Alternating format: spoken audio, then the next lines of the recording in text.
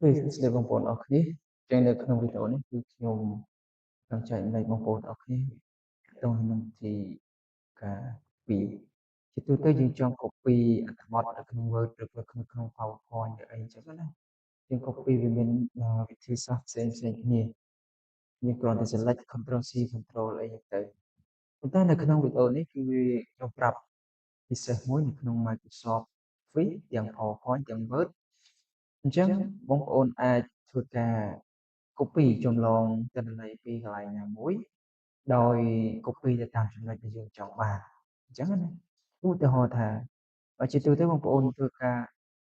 copy គេព្រោះយើងចង់ copy អានេះយើងធ្វើ select ទៅទាំងអស់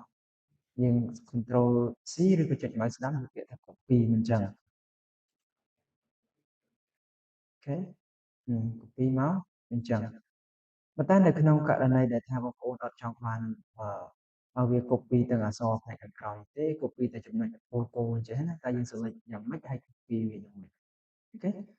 អញ្ចឹងប្រសិនបើវាមានលក្ខណៈបែបហ្នឹងតែយើងត្រូវធ្វើយ៉ាងម៉េចឧទាហរណ៍មួយទៀតថាយើងមានទិន្នន័យ chat GPT ចេះមានចំណុចបែបនេះហើយបែបនេះគឺចង់ copy ទៅក្បាលខាងលើនេះហើយនឹងក្បាលខាងលើនេះយកអត់ចូលសាច់ទាំងមូលមកបងទេអញ្ចឹងបើវាយកមកអស់វាច្រើនចុះពីតែយមន័យមួយអញ្ចឹងអានេះផងអានេះផងcopy ម្ដងបានទៅទាំងអស់តែយើងធ្វើមិនអូខេបើសិនយើង select ម្ដងទាំងអស់ select ចេះ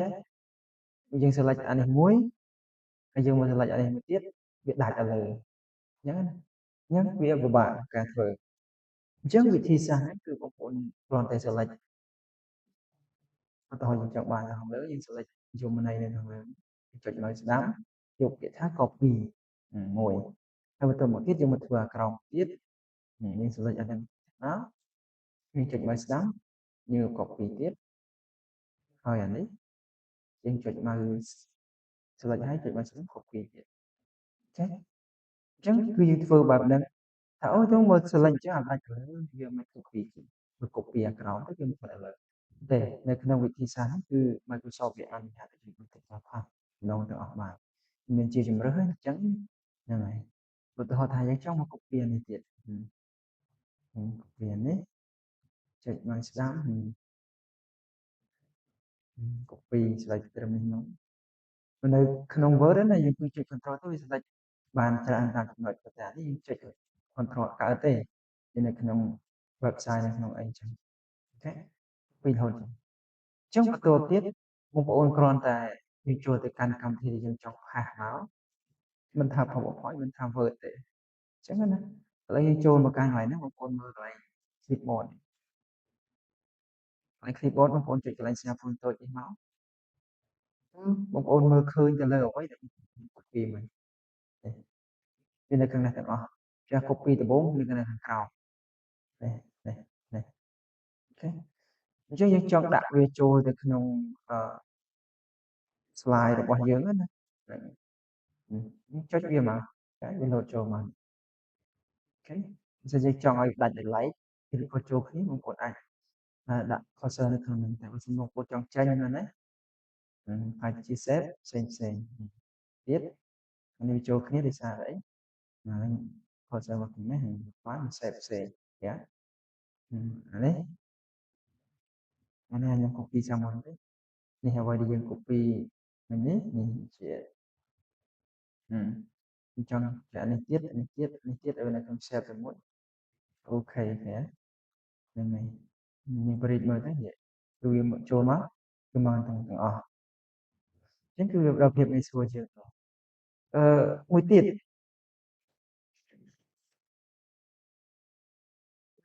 ប្រសិនបើយើងចង់ឲ្យវាចូលទៅក្នុង Word អញ្ចឹង Word ក៏ដូចគ្នាដែរ Word ជាកន្លែង clipboard នេះវាឃើញនេះបើយើងចង់ស្មៅចូលមកវាចូលមកបានទាំងអស់ចាគឺបងប្អូនអាចធ្វើការបន្ទាត់ទៅតាមនឹងអូហាយមកអញ្ចឹងវាអត់មកទាំង